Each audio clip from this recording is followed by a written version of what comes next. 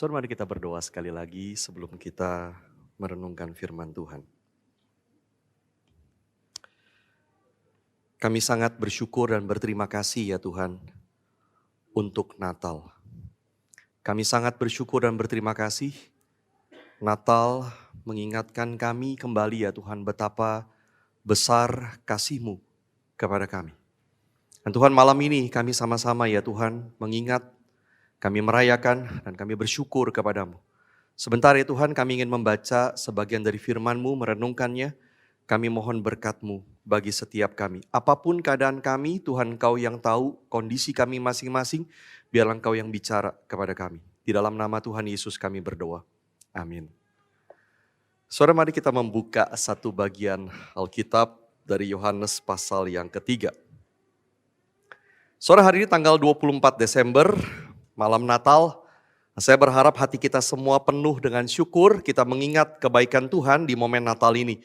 Kiranya Tuhan juga memberkati kita melalui ibadah malam ini dan melalui firman Tuhan yang akan kita renungkan. Saudara, ini Natal pertama bagi kita Grace Life Community Church. Kita sangat bersyukur Tuhan memelihara kita dan Tuhan membimbing kita, dan hari ini kita boleh sama-sama merayakan Natal. Saudara, Yohanes pasal yang ketiga ayat 1-16 saya akan bacakan bagi kita semua. Demikian firman Tuhan. Injil Yohanes pasal yang ketiga dari mulai ayat yang pertama. Adalah seorang Farisi yang bernama Nikodemus, seorang pemimpin agama Yahudi. Ia datang pada waktu malam kepada Yesus dan berkata, "Rabi, kami tahu bahwa engkau datang sebagai guru yang diutus Allah. Sebab tidak ada seorang pun yang dapat mengadakan tanda-tanda yang engkau adakan itu jika Allah tidak menyertainya." Yesus menjawab, katanya, "Aku berkata kepadamu, sesungguhnya jika seorang tidak dilahirkan kembali, ia tidak dapat melihat kerajaan Allah." Kata Nikodemus kepadanya, "Bagaimanakah mungkin seorang dilahirkan kalau ia sudah tua? Dapatkah ia masuk kembali ke dalam rahim ibunya dan dilahirkan lagi?" Jawab Yesus, "Aku berkata kepadamu, sesungguhnya jika seorang tidak dilahirkan dari air dan roh, ia tidak dapat masuk ke dalam kerajaan Allah. Apa yang dilahirkan dari daging adalah daging, dan apa yang dilahirkan dari roh adalah roh.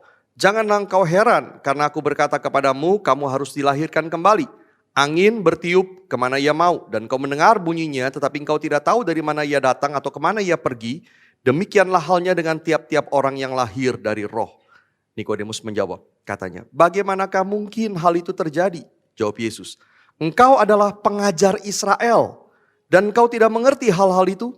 Aku berkata kepadamu, sesungguhnya kami berkata-kata tentang apa yang kami ketahui, dan kami bersaksi tentang apa yang kami lihat, tetapi kamu tidak menerima kesaksian kami. Kamu tidak percaya waktu aku berkata-kata dengan kamu tentang hal-hal duniawi. Bagaimana kamu akan percaya kalau aku berkata-kata dengan kamu tentang hal-hal sorgawi? Tidak ada seorang pun yang telah naik ke surga selain daripada Dia yang telah turun dari surga, yaitu Anak Manusia. Dan sama seperti Musa meninggikan ular di padang gurun, demikian juga Anak Manusia harus ditinggikan, supaya setiap orang yang percaya kepadanya beroleh hidup yang kekal. Karena begitu besar kasih Allah akan dunia ini, sehingga Ia telah mengaruniakan anaknya yang tunggal, supaya setiap orang yang percaya kepadanya tidak binasa, melainkan beroleh hidup yang kekal. Sampai demikian jauh pembacaan bagian firman Tuhan. Saudara, saya kira ini adalah salah satu bagian Alkitab yang paling terkenal di antara orang Kristen, karena di dalamnya ada Yohanes 3 ayat 16. Salah satu ayat yang paling banyak dihafalkan oleh orang Kristen. Kalau saya tes saudara di tengah saudara, apakah saudara hafal? Saya kira, ya nggak usah dites sekarang, tapi saya kira saudara mungkin kebanyakan dari saudara juga hafal ayat itu. Nah saudara, ada dua hal yang saya ajak kita perhatikan sebelum kita merenungkan bagian ini.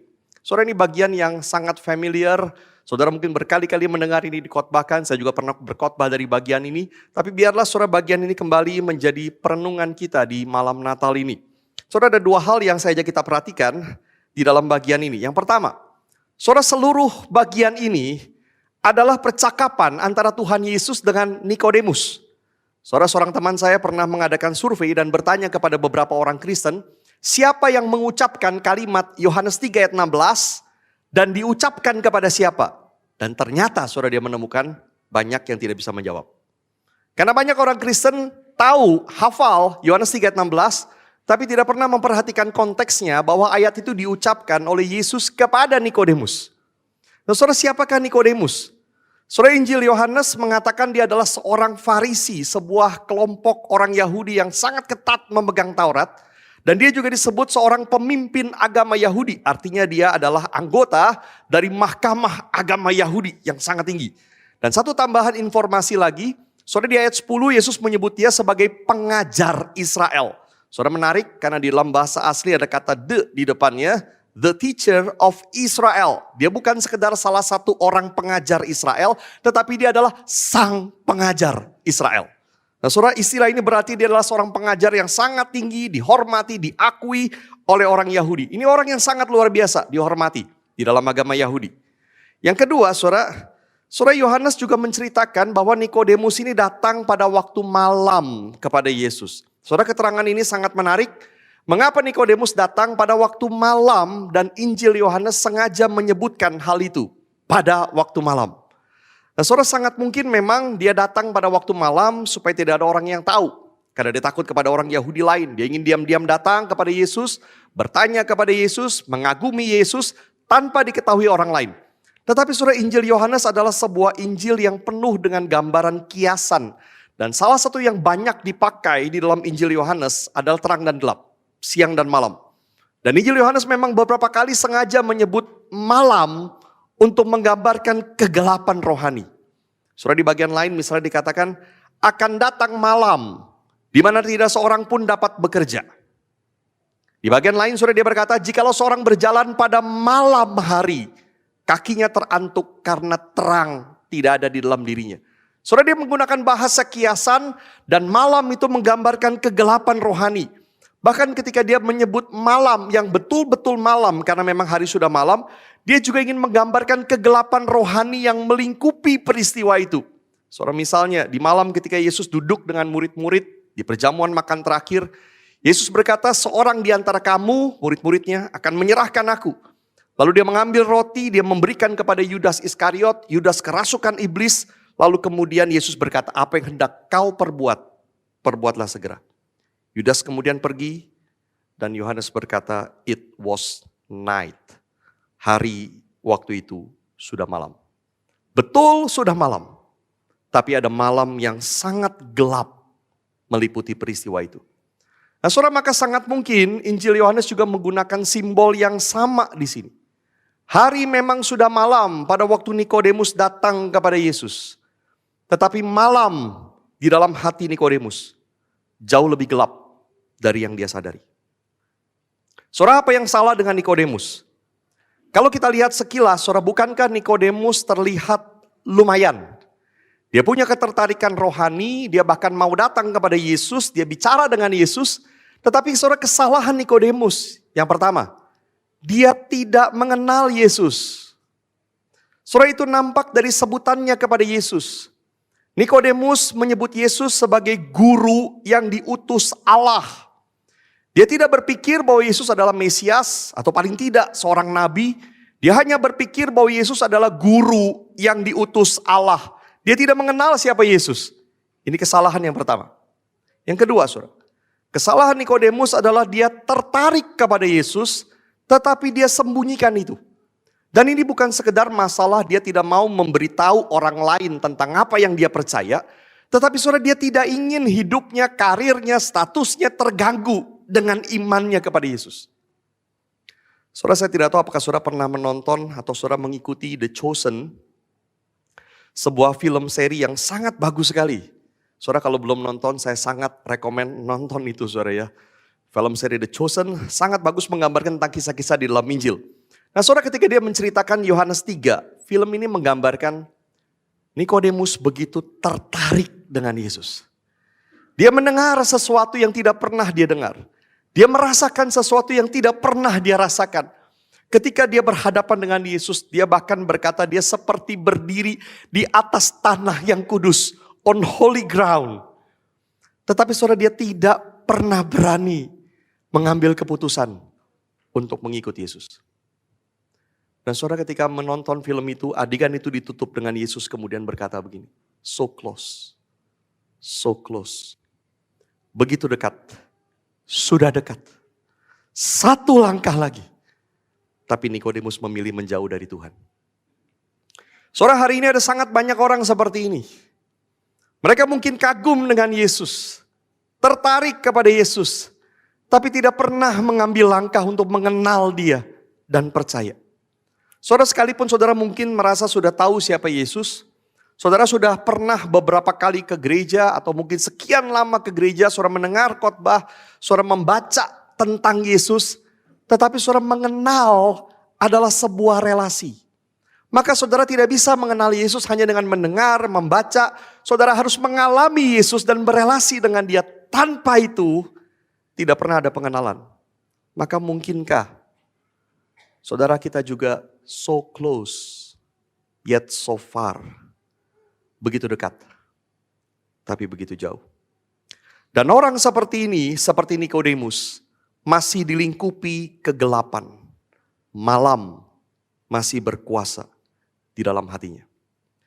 Saudara, maka kalau kita lihat Yesus sama sekali kemudian tidak menjawab Nikodemus. Nikodemus berkata begini, engkau guru yang diutus Allah. Yesus tidak menjawab benar atau salah, tapi Yesus langsung menunjukkan masalah terdalam dari hati Nikodemus. Engkau harus dilahirkan kembali. Itu masalahmu yang terdalam. Saudara, di ayat yang ketiga Yesus berkata begini, jika seorang tidak dilahirkan kembali, ia tidak dapat melihat kerajaan Allah. Yesus mengulang sekali lagi dengan kalimat berbeda di ayat yang kelima. Jika seorang tidak dilahirkan dari air dan roh, ia tidak dapat masuk ke dalam kerajaan Allah. Saudara, apa yang dimaksud oleh Yesus? Nikodemus juga tidak mengerti itu, maka dia bertanya, bagaimana mungkin seorang dilahirkan kalau ia sudah tua? Bagaimana dia bisa masuk kembali ke dalam rahim ibunya dan dilahirkan lagi?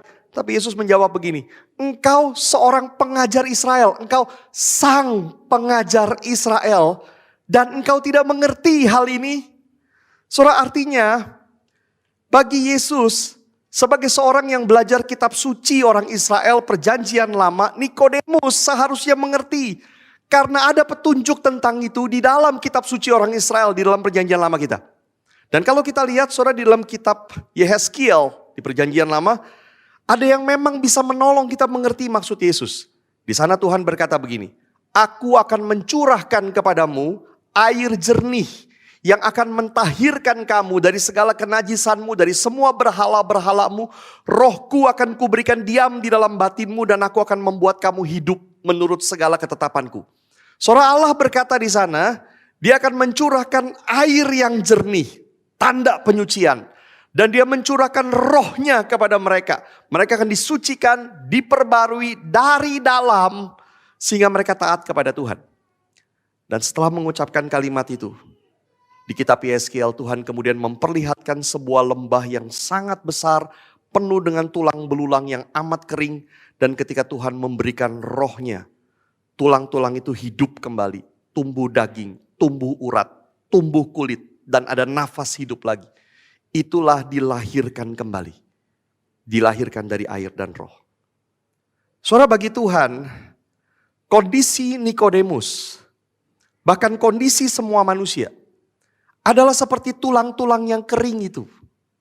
Kita bukan saja sudah mati, tapi sudah menjadi tulang. Bukan saja tulang, tapi tulang yang kering. Tidak ada harapan sama sekali.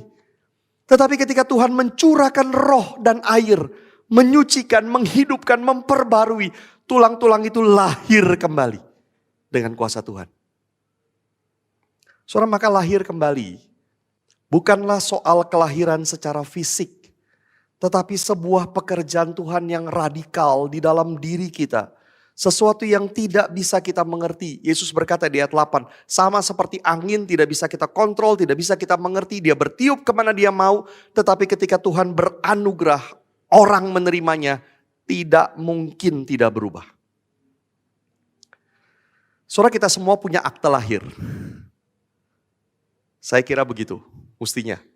Walaupun saudara mungkin akte lahir kita namanya salah, kurang lengkap, salah ejaan, sesuatu yang biasa saudara terjadi di Indonesia. Tapi kita semua pasti punya akte lahir. Nah saudara, akte lahir sangat penting untuk membuat berbagai surat. Karena dia membuktikan siapa orang tua kita, di mana kita lahir, kapan kita lahir. Tapi satu hal saudara yang tidak pernah perlu dibuktikan oleh akte lahir adalah kita pernah lahir. Saudara betul kan? Tidak butuh itu. Kita tidak butuh bukti seperti itu.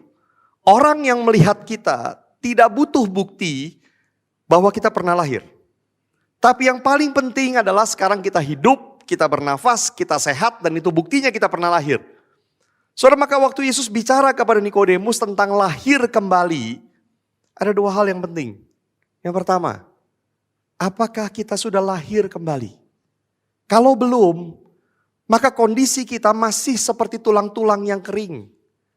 Sekalipun kita tertarik, sekalipun kita so close, yet we are actually so far away. Sesungguhnya kita sangat jauh. Yang kedua, saudara, jikalau kita sudah lahir kembali, kita percaya kepada Yesus, kita menerima anugerahnya dan Roh Kudus memperbarui kita, maka pasti ada tanda kehidupan, ada nafas rohani, ada kesehatan rohani, ada hidup yang berubah dan diperbarui dari dalam. Saudara, itu tandanya kita sudah dilahirkan tanpa perlu melihat akte rohani, akte lahir rohani kita. Tanpa perlu itu.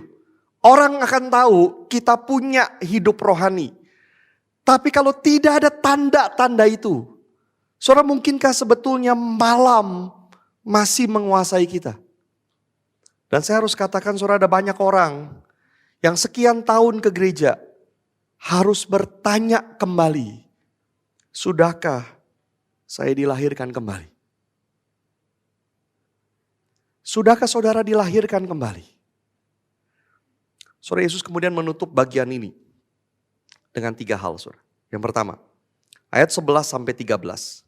Dia berkata begini, aku berkata kepadamu, sesungguhnya kami berkata-kata tentang apa yang kami ketahui, kami bersaksi tentang apa yang kami lihat.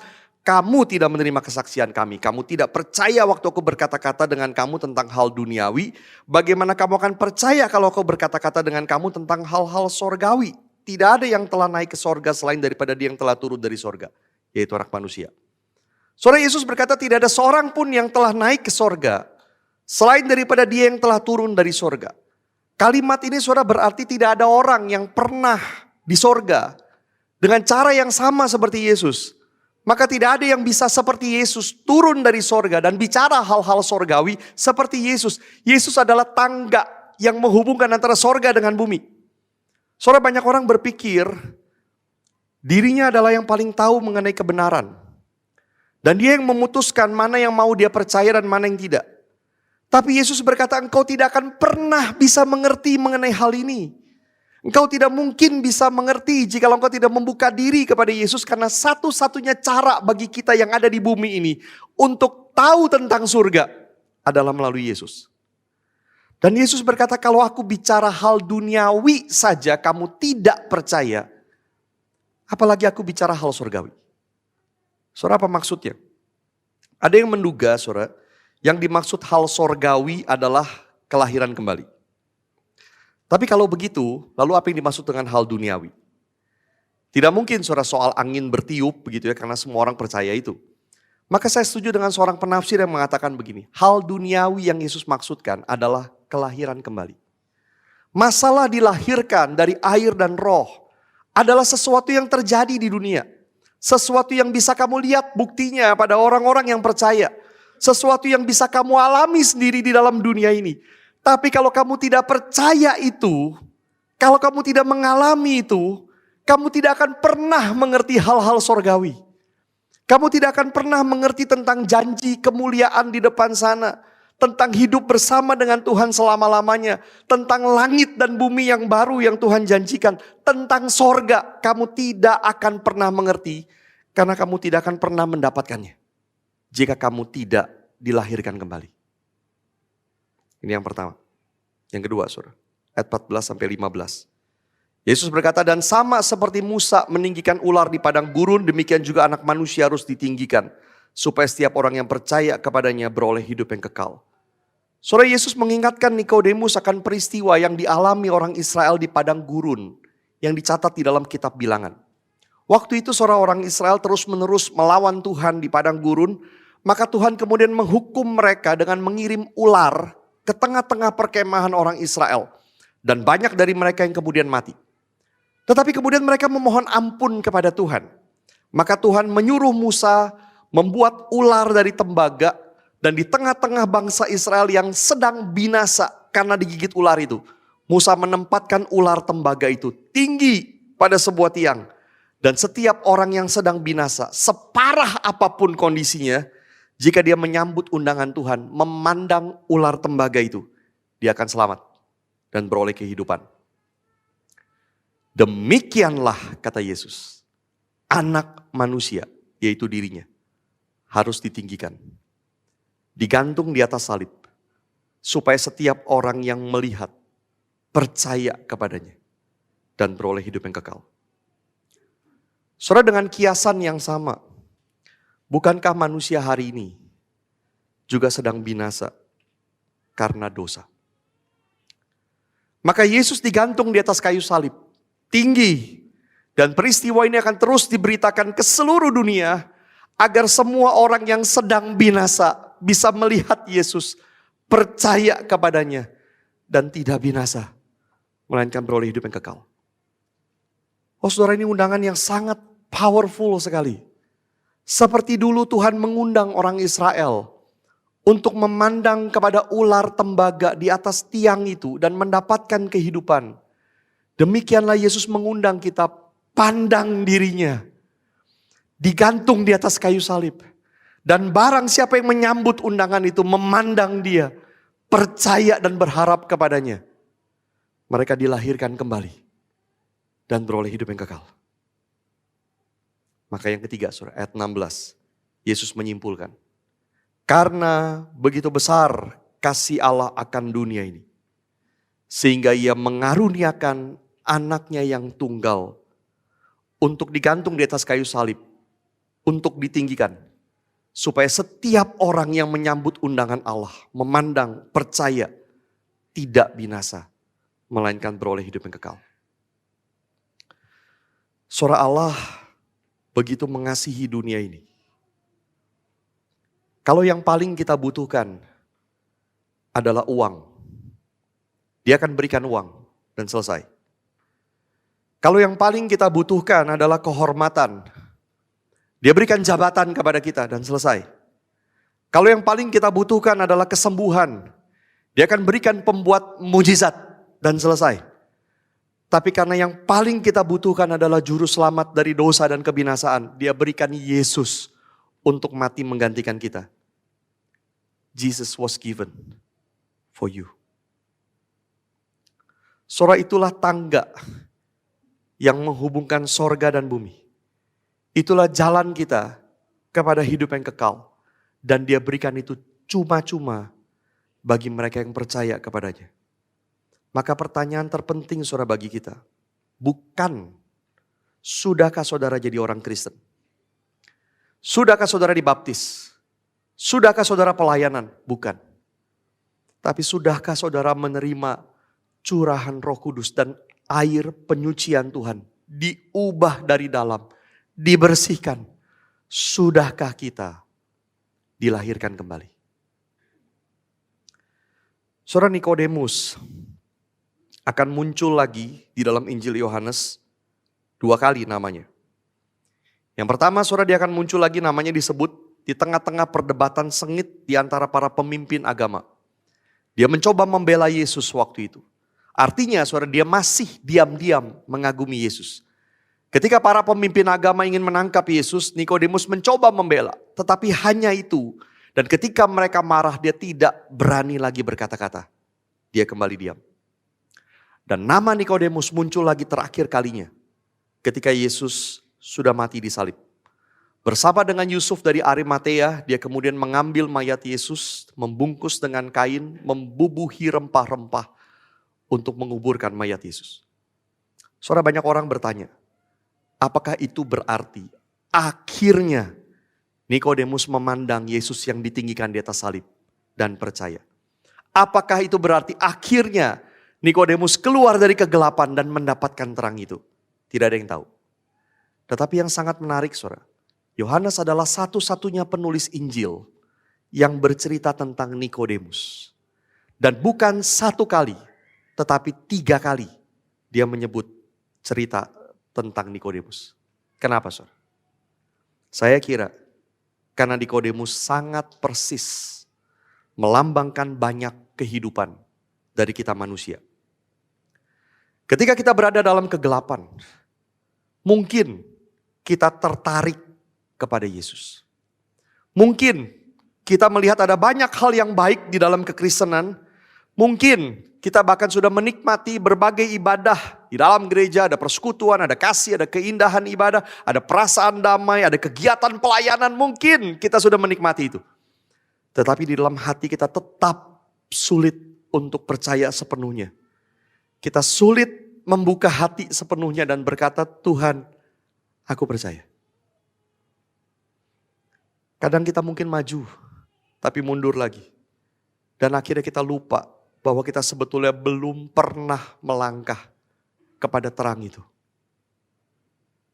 Saudara, pertanyaan yang betul-betul saya ingin saudara tanyakan kepada diri saudara. Sudahkah saudara dilahirkan kembali? Sudah pernahkah saudara mengalami itu?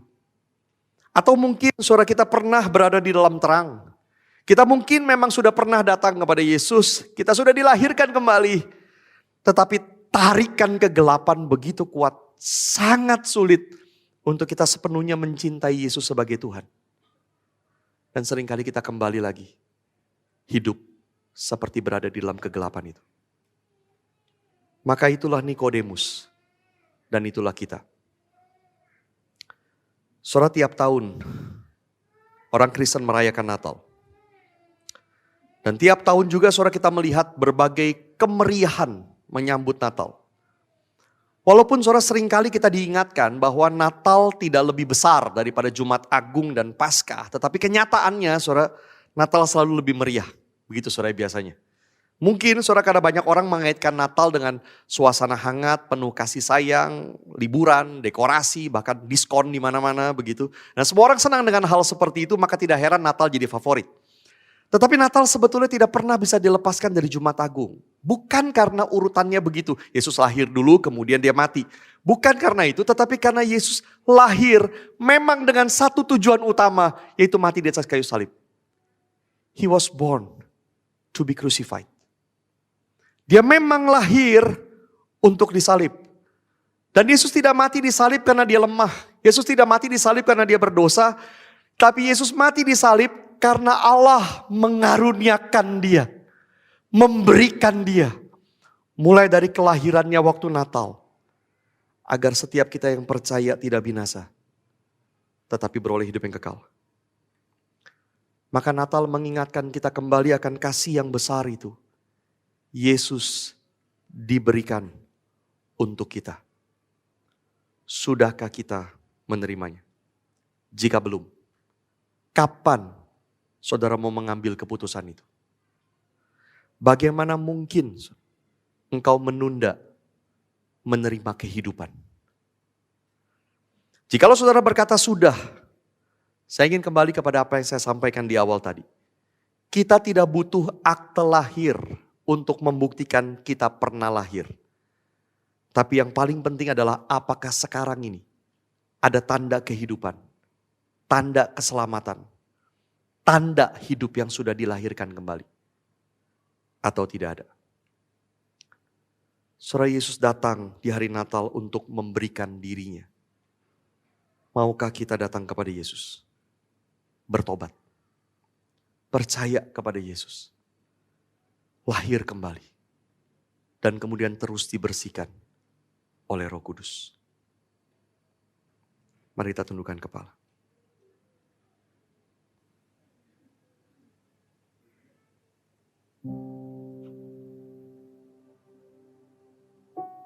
Saudara, mari kita ambil waktu teduh di hadapan Tuhan.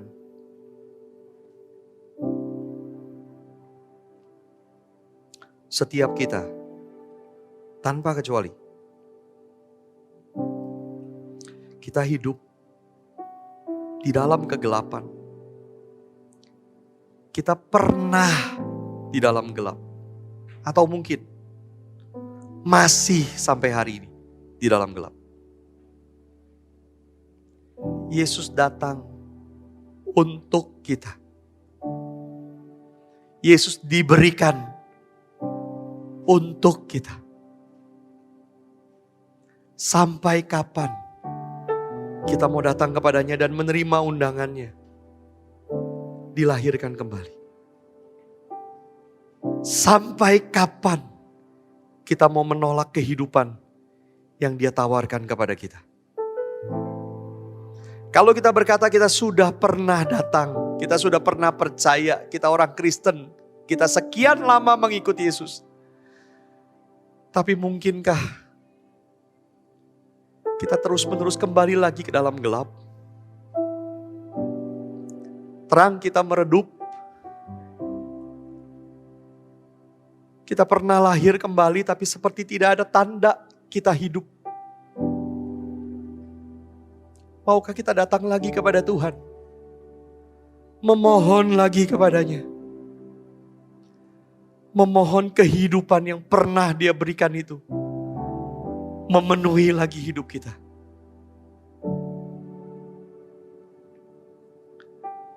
Saudara masing-masing berdoa kepada Tuhan. Saya tidak tahu apa yang terjadi dalam hidup saudara. Apa yang sedang saudara rasakan dan alami. Tapi biar masing-masing datang kepada Tuhan karena Tuhan datang untukmu. Dia bicara kepadamu dan sekarang responi Tuhanmu di dalam doa. Yesus datang di hari Natal memberikan dirinya. Maukah kita datang kepada Yesus? Bertobat lagi. Percaya kepada Yesus. Dibersihkan. Menjadi anak Tuhan. Berdoalah kepada Tuhan.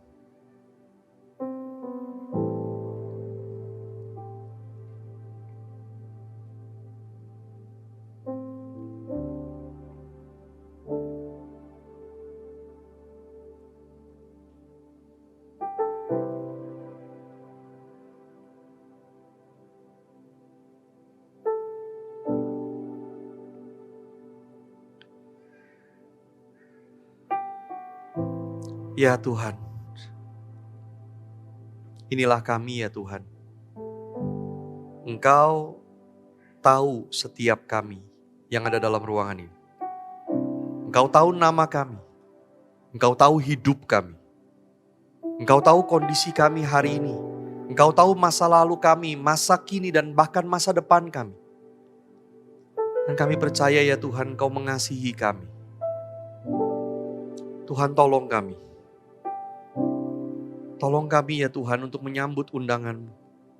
Kalau kami belum pernah ya Tuhan mengalami anugerah-Mu, Tuhan beranugerahlah kepada kami. Dan ini kami Tuhan. Kasihani kami. Kalau kami pernah ya Tuhan menyambut undangan-Mu, kami pernah dibersihkan oleh-Mu, dilahirkan kembali. Dan kalau hari ini ya Tuhan kami jauh daripada-Mu, kami mohon Tuhan kekuatan-Mu lagi, kasih-Mu lagi, melingkupi kami lagi. Memperbarui kami lagi. Biar malam Natal ini ya Tuhan, kami sekali lagi diperbarui oleh-Mu. Terima kasih ya Tuhan. Terima kasih untuk kasih-Mu. Di dalam nama Tuhan kami, Yesus Kristus, kami berdoa. Amin.